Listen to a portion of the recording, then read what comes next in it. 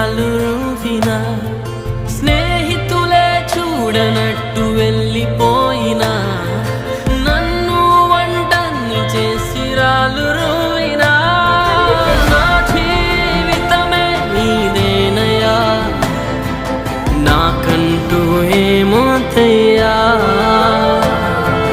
నా జీవితమే నీదేనయ్యా నాకంటూ ఏమోతయ్యా